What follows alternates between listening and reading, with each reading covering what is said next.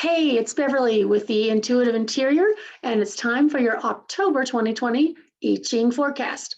So this time period that these cards encompass is from October 8th until November 8th, or is it the 7th?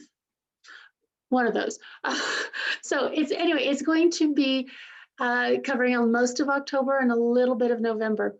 So this is not my house. I just want to be very clear. I didn't realize just how much I was following the energy of this month when we booked this little getaway to get 4 different walls to quarantine in. But here you go. And now you'll see, even when you don't know quite what you're doing, stuff still manages to work out. All right, so first card is number 39. This obstacles card, really, I mean, just the picture alone kind of should tell you what one of the big energies is for this month. The words below this are unexpected obstructions, frustration, difficulties, feelings of hopelessness, struggle, and discouragement. Yeah, yay. So what that tells me initially is like, holy cow, we are in for a bumpy ride, but not so fast. Because what also this is admonishing us to do, and so I got my little notes here, is to not get so fixated on making progress at whatever you're going towards that you forget to think about harmony. Because sometimes that all that struggle trying to get through this whatever this is going on, whatever this chaos is, you forget that, oh, my ultimate goal is this destination. But is that, did I really need to go sailing that day? Do I really have to be, throwing myself into chaos? Or can I just wait for the storm to be over and then go sailing? And the other thing is to, when you are in the thick of it, because, oh my goodness, there are so many people who are in the thick of it right now, is to really, really guard against falling into victim mentality. Because if you do that, you then are this far away from succumbing to panic. And when you're in a panicked mode, when you're in straight up, I can't do this, I'm never going to survive this, you will not recognize the opportunities that are right there on the corner, that just one deep breath away, and you can actually get to whatever the solution is. So stay out of victim mode, look for the opportunities, and also for those who are helping, not necessarily rescuing, although looking at that boat, I'm thinking they may need rescuing. Or maybe they'll figure out how to get through it themselves.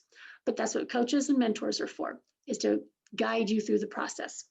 The other thing too is this is line, the focus line was on this card was number 3. And this one again, it's a little bit about, just because you're really overwhelmed, it's not necessarily a good idea to just completely check out and stop moving towards, stop doing your normal routine.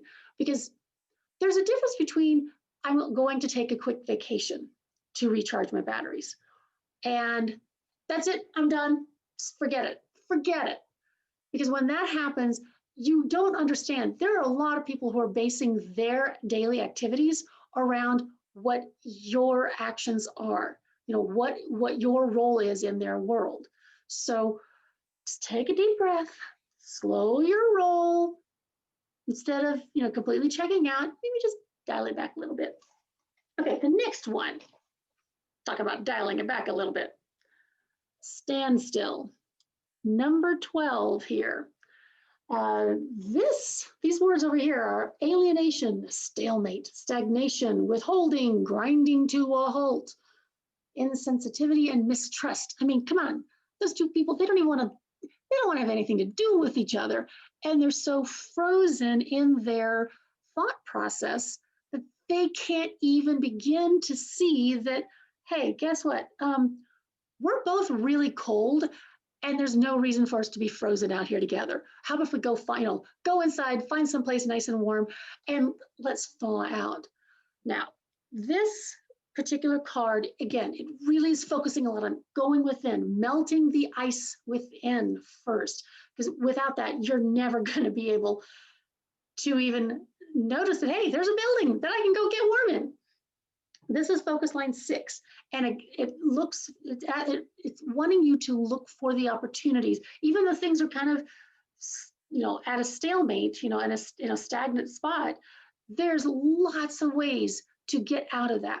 So when you go within and you're still and you get regrounded, you can begin to notice and recognize where the right timing and the right dedication and the amount of perseverance you can get to that next step. That's what this is about, internal focus.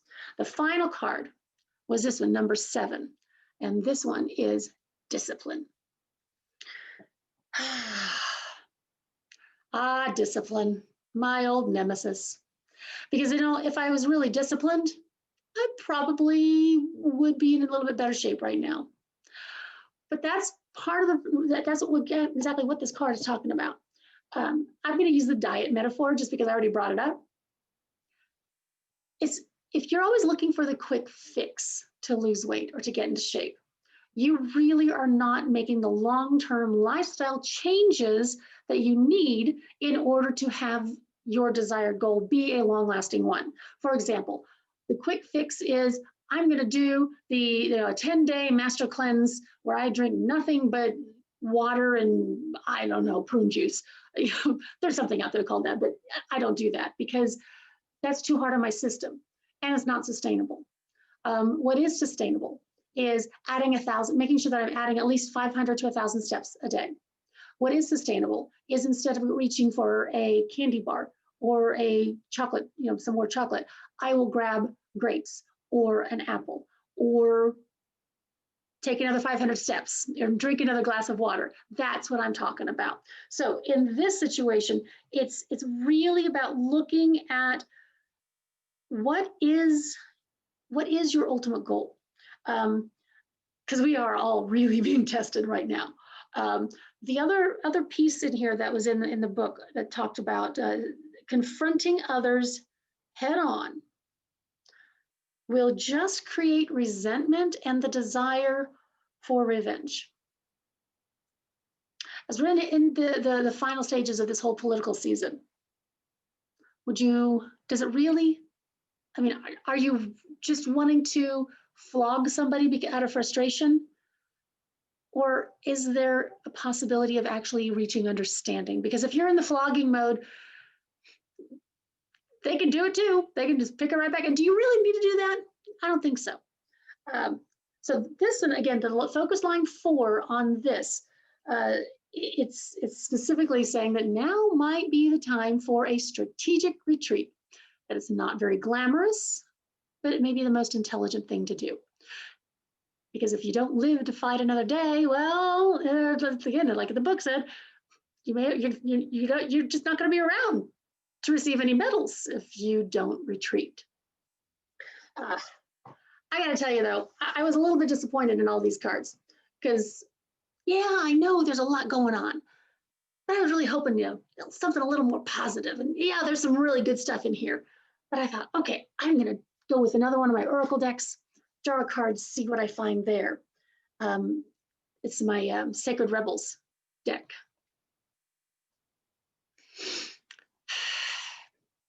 Number 10, releasing allegiances.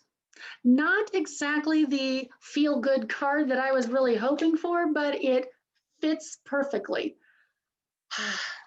This whole thing behind this card deck, again, is look at the groups and the jobs and the areas and the partnerships and the, philosophies.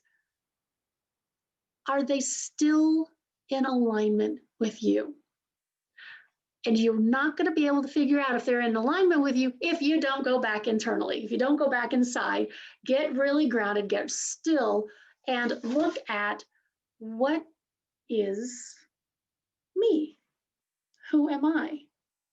What information can I get from the earth, from source, because these two areas of inspiration, they're infinite. Keep going this horizontal way.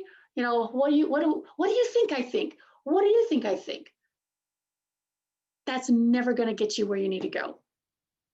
So just like that one said, go inside, melt the ice from inside.